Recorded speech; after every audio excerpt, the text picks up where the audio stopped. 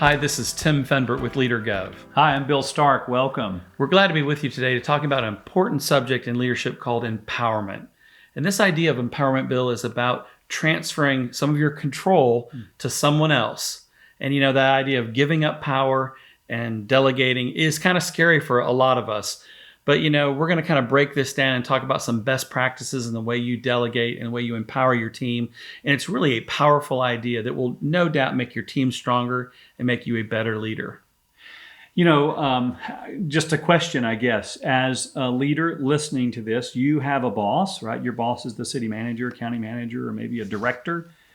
Well, let me ask you a question. Would you rather be micromanaged or would you rather be empowered? Would you rather have leeway to do things the way you'd like to do them because, you probably know how? Or would you rather have someone looking over your shoulder in all of your details every moment of the day? Odds are you probably want to be empowered. You want to be given an outcome, and you want to, as a smart human being, you want to sort of figure out the best way to get there. Well, that's empowerment. You want to be empowered. Most people don't want to be micromanaged. There's some great benefits to your team of empowering them. One of them is they learn new skills. They get smarter. They get better at their job. Morale goes up. People will see that you trust them when you empower them with decisions and different things. So you're building this level of trust on your team that's super important. There's also some benefits to you as a leader when you empower other people and you delegate to them. So one benefit is your team gets smarter and they have more skills, and that's wonderful. But it also, over time, it frees you up.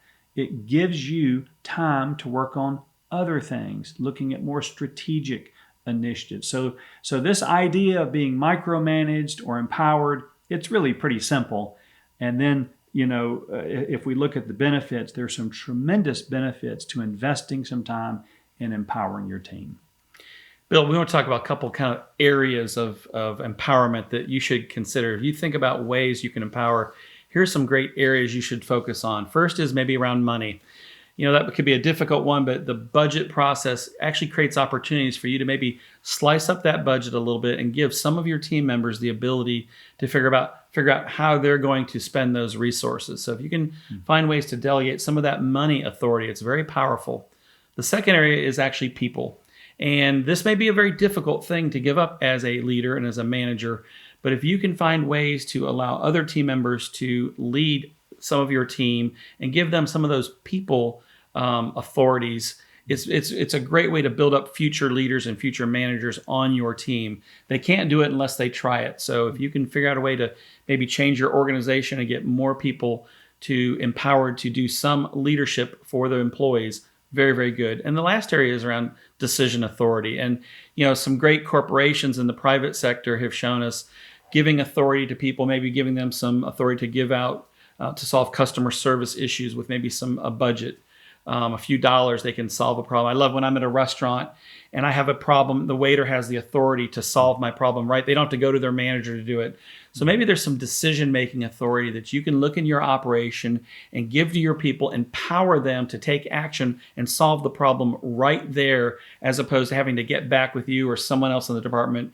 Give them the authority and the power to solve problems right straight on.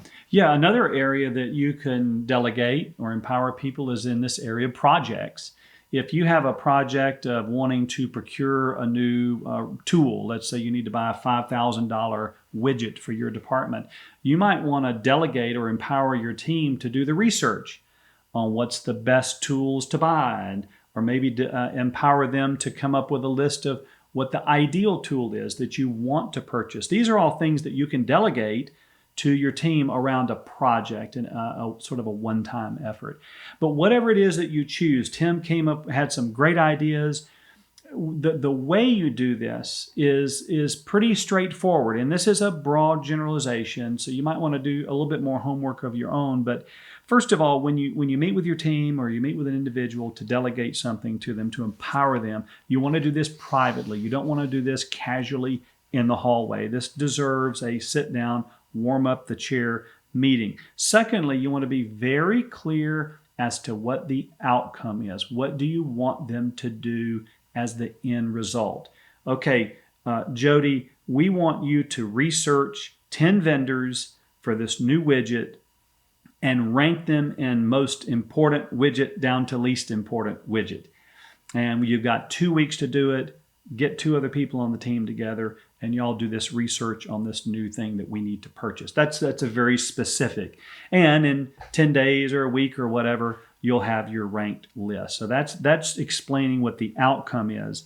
The next thing you want to do is really, really listen well, and you want to ask your employee, do you have any questions or concerns about this? Is there anything that you need from me so that you can do this job that I'm giving you, I'm empowering you to do? And then, of course, based on their response, you may have to come up with some resources. You may have to give them some tools, ideas, or documents to help them so they're ready to actually do the job. You may actually want to write down what you did the last 10 times you did it on a piece of paper and give that to them as a resource so that they're equipped to then go do this project.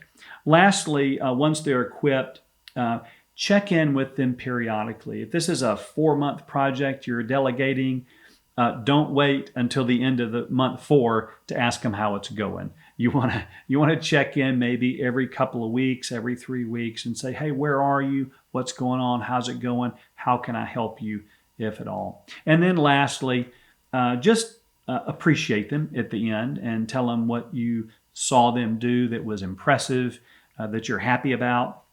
You might actually also want to ask them what they would do differently next time if they had to do this project again. They probably learned some things along the way from their experience that they're going to want to improve next time. Bill, when we survey local government leaders, managers, supervisors, inevitably this idea of empowerment and delegation comes up high on the list as things that they know they need to put more emphasis on. They need to focus on being better at delegation. So the question is, why don't we do it more? And I think there's a number of reasons there. There's some risk that we don't want to take. We can do it better ourselves. It's just quicker. You have to make this investment to delegate. And you have to take some risk to let your people maybe fail and learn from their mistakes. But we think the benefits of you empowering your team and being a better delegator far outweighs any negative consequences. So thank you so much. We hope this video has been helpful to you. These insights on transferring power and authority are very, we just think are great practice in local government to help you become a high-performing local government leader. Of course, you can find us on social media. If there's any way we can help you, please reach out to us. We would love to have conversations about how you're successfully delegating and empowering your teams. Of course, we love what we do. We provide these local government workshops, cohorts on leadership, professional development. If we can help you or your team in any way, please let us know. And until we see you again, thank you so much for your time. Have a great day.